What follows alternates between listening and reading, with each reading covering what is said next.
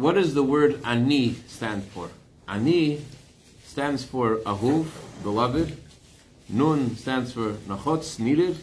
And yud stands for yachol, able. We want to give our children the feeling that they have their own ani, they have their own I.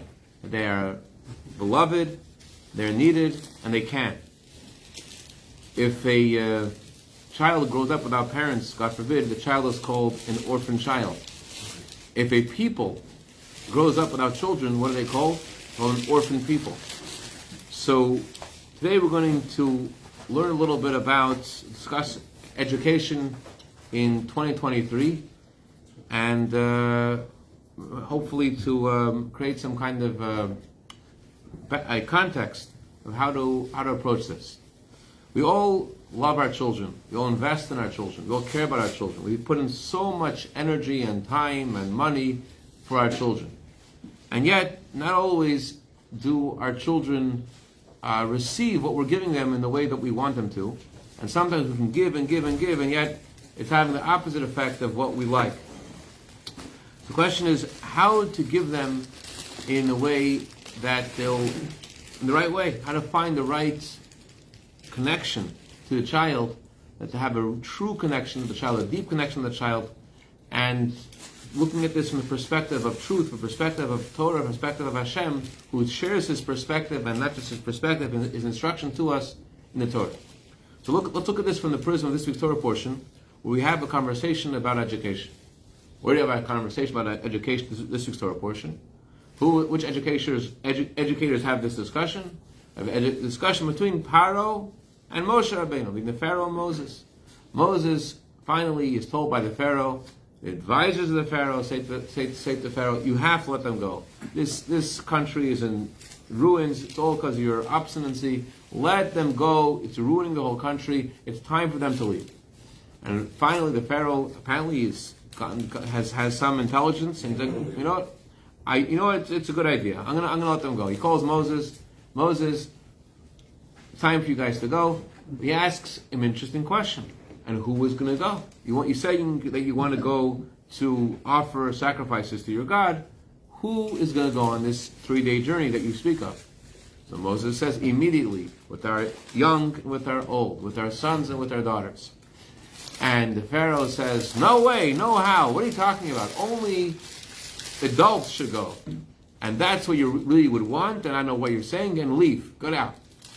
So the question is, what was the discussion? What was going on behind this discussion? How come the Pharaoh says only adults? You would think that for the Pharaoh, the worst people to go, from his perspective, would be the adults. Because who are the ones that the Pharaoh needs to build his cities and to make everything happen in Egypt? He needs the adults. They're those between the ages of 20 and 60, which is who the Pharaoh meant. That's the ones he said they should go. Those are the last people he should want to go. Because those are the ones that are going to do all the work in the cities that they were building.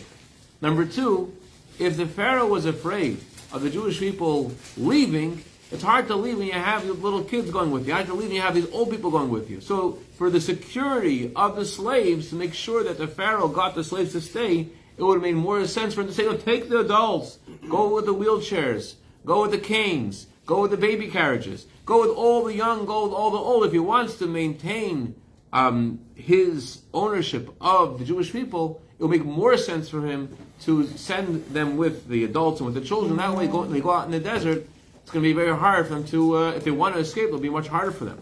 And yet the Pharaoh says, no, you cannot send the children. What's going on? The answer is that the Pharaoh was very smart. He didn't just want to enslave us physically. He wanted to enslave us forever. He wanted to create a circumstance where there'd be no continuation of the Jewish people's identity. And he knew the identity of the Jewish people is our faith in Hashem. What's our identity about? Our identity is our connection to Hashem, our appreciation of Hashem's mission for each of us. That's where our life is. That's what life is about. And the Pharaoh sought to uproot that. And what's the way to uproot that? It's in Gemara, it says, if there are no children, goats, there are no older goats. He wanted to uproot from us, from the children, their faith in Hashem. It says that Paro, the Pharaoh, he felt that life is about activity, about work. So who does work? Who is meant to go on this celebration? Who should go on a celebration? Who is living really, according to the Pharaoh? Those who are living and those who are working. When you're a child, you're not really living, according to the Pharaoh. If life is about work, life is about making money, life is about success. So when you're a child, what are you doing? In the Pharaoh's view on life, what are you doing if you're a child? You're preparing for life. What are you doing if you're a senior citizen? You're after your life is over already. You're now either enjoying your life, or you're nebuch, you have to schlep along because you haven't earned enough money to enjoy life. But that's after life. There's being productive and making money, being successful. Until you're being productive, making money and successful, you're not really living, says the Pharaoh. After you finish working, you're done life. Now it's time to enjoy it, or if you can't, you can't. But your life already is over. That's the perspective of the Pharaoh. Therefore, he says you're making a celebration. Celebration. Who is going to celebrate life? It's the adults between the ages of 20 and 60, not the children, not the senior citizens. Yes, sir. Is this the first one who said Arbeit Machfrei or something? Arbeit Machfrei. Chonol Islam. Where's the Nazis? Yeah. So, but Moshe Rabbeinu does not agree. Why doesn't he agree? Moshe Rabbeinu immediately says, with our young and with our old, with our sons and with our daughters, with all of our cattle, we're all going out. What was Moshe saying? It's interesting halacha that people find very peculiar, but really tells you a lot about the Jewish perspective on children. If your child goes with you to a park, and your child sees a bicycle, and a child snatches a bicycle, your child snatches a bicycle, and he drives the bicycle and he breaks the bicycle, are you obligated to pay for the bicycle? What do you think? Who thinks you're supposed to pay for the bicycle? The answer is you're not. You're not. You're not. Why? You're responsible for your property. Your property you're responsible for. If your animal, if your dog, if your horse, if your pet destroys property, it's yours. But your child isn't yours. Your child doesn't belong to you. They have their own life, and they have their own mission, and every age and every stage of growth has its own purpose. And your child, you don't own your child, and therefore you're not responsible to pay for the loss. It says, according to some, that it's a good thing for their education to give the child money, so they should feel responsible for what they did. But there's no legal obligation for you to pay for your child's breaking of the glass of that window. You're scot-free. Why are you scot-free? Because you don't own your child. One of the interpretations of why we let a child's hair grow to the age of 3 years old. Why can't we cut the child's hair? One interpretation of this is similar to the laws of cutting down of eating from a tree.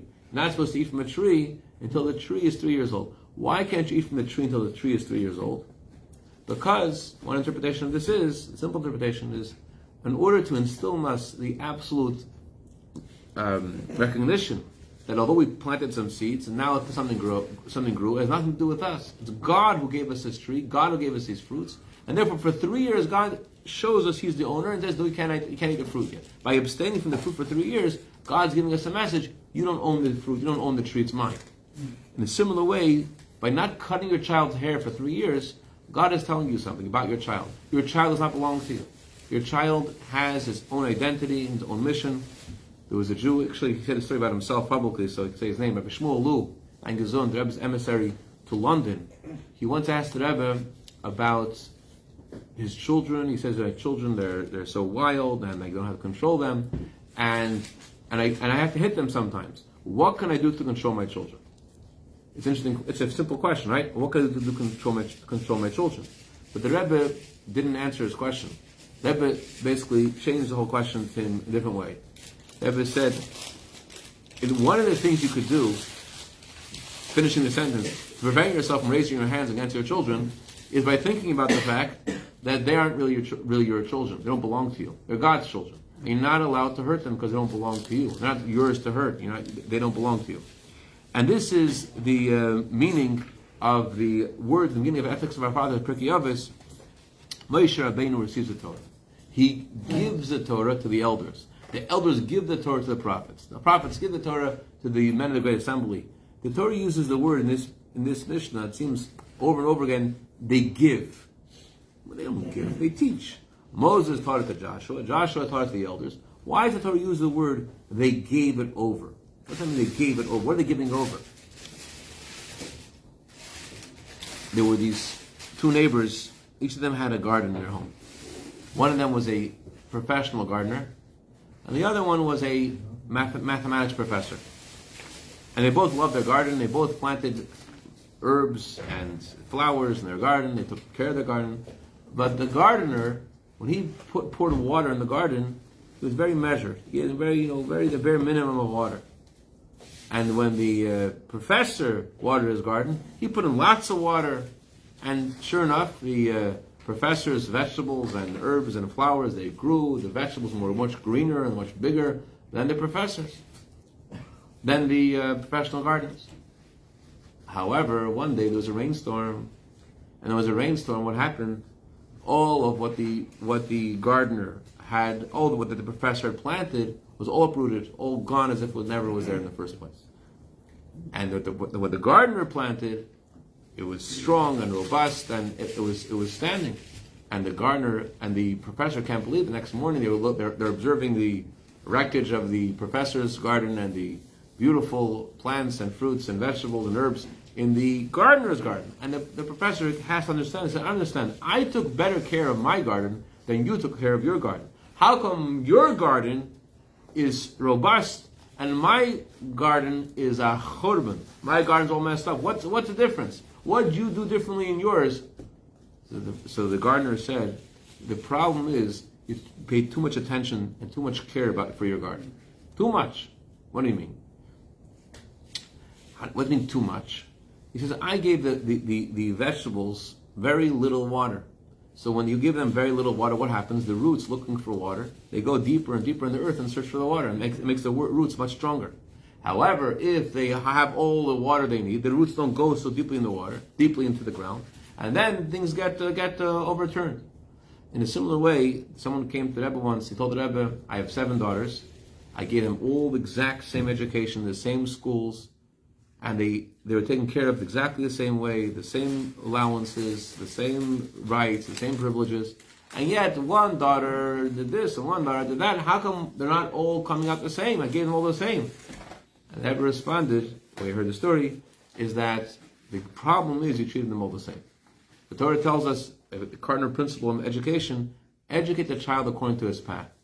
Each child is different. Each child needs something different. Some children, if you say something sharp to the child, as Ray Heller told us when I was in Kollel, he said sometimes the father can say the right words, and it's the right time. Just the tune, the way he says it, could God forbid, kill the child. That's the wrong tune. Sometimes there are people that grow up, and a friend of mine is talking to this guy. This guy beats his children, hits his kids. The guy says to him, what are you doing? The guy says, you know what? My father hit me. He hit me when I was a kid. And I swore to myself, I'm never going to hit my children. I don't even know why I do it. In other words, because this experience as a child, it affected him in a way that he just subconsciously, consciously he knows is the most terrible thing. He got hit as a kid, he knows what it's about, and yet it hurt him in a way that lasted. So every person has a mission. Every time in your life has its mission. Every place you're in has a mission. Every generation has its mission. 2023, Rabbi Shachat from the yeshiva, the Roshi says, he told this to me 15 years ago, probably things have gotten faster since then. He said, every 5 years, he sees the boys coming to the yeshiva, it's a new generation. It's a new generation. The kind of things that are at their fingertips, the kind of challenges they have, the kind of exposure that they have. It's a different generation every couple of years. It's a whole different generation. It's the progression is astonishing. And so the Torah tells us, why did God like Avram Avinu so much? What was so beloved about Avram, the father of Jewish people? What was so good about him? It's because Hashem says, I love Avraham, because Avram focused on his children. Focus on his children doesn't mean that he gave them too much love or too little love. It means he gave too much attention, too little attention. He gave them exactly what they needed for each child, which is different. Educating the child according to their path is not just a technique, it's not just a gimmick. It means that each one has a different mission. Everyone's once speaking about how we shouldn't practice family planning. We shouldn't say, I want to have 3 kids, 4 kids, and a dog, and then 2 cars, and plan your life exactly. You shouldn't plan God's blessings. You should open yourself up to God's blessings. And I've just said that in a family, you have one kid who's like a chavraman, he's like a businessman. Another kid who every family, what does a father want? He wants the kids to have everything. Every kid should do, the most amazing things. But the truth is, you can't have every kid doing the most amazing things. Every kid is different. So if you have a larger family, every kid excels in something different. Everyone's supposed to excel in something different. And that's the meaning of the words in Pirkei Avos. Moshe gave the Torah to Yehoshua. He didn't just teach Yehoshua. He gave him the mission. He passed him the Torah. Yehoshua, your generation has a different role. The generation 2023 has a different role than the generation of 2017, 2018. It changes. Abzusha Vanapoli, whose yahrzeit was, I think, on Monday, he said that, amazing, he said, if God would ask me to switch places with Abraham, I would say no. You say yes, right? To switch places with Abraham. I would be like Abraham, I would be like me. I wouldn't agree. Why? Because what would God gain? What would God gain? He would have one Abraham and one Zusha, there wouldn't be any difference then. But Reb Zusha didn't ask, why not make two Abrahams? Two Abrahams. Let me be like Abraham. That's not a question. To switch, you wouldn't switch. Because why switch? God still has the same. If it's for God's sake, he has both. He has Abraham, but he didn't ask, make me like Abraham. Because that would be a waste. Hashem already has an Abraham. Make me like Abraham Avinu. That's not the point. If Hashem wanted two Abrahams, he wouldn't make me Zusha. Hashem wants each person to do their specific thing. And that's the meaning of Moshe Levin's response to Paro, B'nareinu, with our young, with our old, with our sons, with our daughters, that everyone has their stage where they're in, they have a mission. The children give nachas and happiness to their parents and their grandparents, and they behave, and they impact people in a way that adults can. Everyone has things that they could do, and Bubbies and Zaydis, they have things that they could give kids that, I once saw this t-shirt, if mommy and daddy say no, ask Bubby and Zaydie. Right? That's how it works. There's something that only spoken by a Zaydie. Yeah. And they do it. And there's something you can't get from Rabbi and Zaydie. Everyone has their role. Everyone has their mission. And that's what Moshe Rabbeinu told Pare. You're making a mistake. It's not that life is about productivity and about financial success. Everyone has their mission. Everyone has their piece in the puzzle. And that's what a parent has to contribute to their child. The goal is the child should go up and say, Ani, I am ahuv, I am nachutz, ani achol. I am beloved, I am needed, and I am able. A few weeks ago, you read about the birth of Moshe Rabbeinu, the birth of Moses. You know, the backstory of the birth of Moses. Moses' father and mother were, one opinion says they were separated, one opinion says they were divorced. Why were they separated? Why were they divorced? Because when Moses' father, Amram, was a person who never made a mistake in his life. The Talmud says there are 4 people who never made a mistake in their life. One of them was Amram. And yet, he made a decision that was wreaking havoc upon the Jewish people. What was going on? They saw boys being thrown into the Nile River, so why have any children? This can't go on. But then his daughter, Miriam, said to him, Dad, you are worse than Pharaoh. Wow, great compliment, my dear 3-year-old daughter. Well, why are you saying that? Because Pharaoh is only killing the Jewish boys. If you aren't with mom, there won't be any Jewish girls either. You're destroying everybody. You're worse than the Pharaoh. So he remarries or gets back to his wife, and they're blessed with Moses. Moses is born. And Moses was born after 7 months of pregnancy. The Egyptians knew all about this because when Amram separated from his wife, everybody separated from their wives. When Amram remarried or reunited with his wife, everyone reunited with their wife. So they were watching the house of Moses. What happened to Moses' house? And when Moses turned 2 months old, after they knew that the Egyptian police would be looking to see if any babies are being born, they put Moses in the basket in the river, as we know the story. Now, there's a part of the story that is fascinating, that the Torah doesn't dwell on, but it's very relevant to each of us. Moses in the basket in the river, right? Miriam standing there, and she's watching the basket. What is she thinking when she's watching the basket? Is she thinking, well, I hope something happens because my dad's going to say, I told you so? Is she thinking, does she have divine inspiration that she knows what's going to happen next? She's just standing there. She's just standing to see, to know, to find out what will happen to him. What is going on in her mind? What is she feeling when this is happening? She's looking at the basket. She has divine inspiration in general, but the Torah doesn't say she knew what's going to happen. What she knew was, she told her father, when her father separated from her mother, she said, don't mix into God's business. We have to do what God told us to do, and God will do the rest. That's what she said. That's what she knew.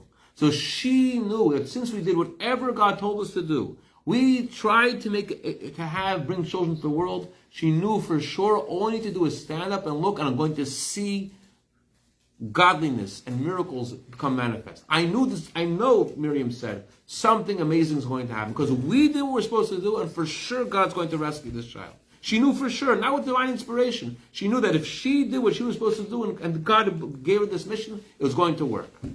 In a similar way, the Rebbe says, in educating a child, it's 2023, and all kinds of things going on, all kinds of winds in the world which are blowing. The previous Rebbe was released from prison. I'll leave you the last story. He was released from prison, so they made a day of celebration for his release. And there was one man in this town whose son was responsible for the previous Rebbe's arrest. So he didn't come to the celebration because his son was involved in the previous Rebbe's arrest. So he told the previous Rebbe, they brought him, the previous Rebbe, bring this guy, why isn't he here? They invited him, he came. And they said, the previous Rebbe said, why didn't you come? He said, because an apple doesn't fall far from the tree. It must be my fault. So the previous Rebbe said, that's only true when there's no winds. When there's winds, an apple can fall very far from the tree. So the previous Rebbe was saying, don't be so hard on yourself. On the other hand, we see from the story of Miriam that you do what Hashem tells you to do, and you have trust in Hashem and think good. The Rebbe actually said, you're thinking good about your children. You're trusting in Hashem that Hashem will help your children do their free will. Just the fact that you trust in Hashem, they'll be okay, that already makes them okay. Besides the fact that the strongest message you give to your child, it's not with your words, it's with your eyes. You see the good in them, you believe in the good in them. That's the best thing you could do. Whatever you say to them, either they hear, they don't hear. Some people say to tell your children the opposite of what you want them to do, because maybe at least they'll go the other way. Whatever. That's debatable. But the strongest thing you can give to your children is your eyes, that you see and you look for and you believe in the good in them. And we should hope that we should stand like Miriam and expect to see the rescue of the coming Mashiach, and if Mashiach is delayed, expect to see the good in all of our children. And the reign was created with our young and our old, the sons and daughters. They should grow up with that I need, with that I am beloved, and I am necessary, I am needed, and I am able. L'chaim.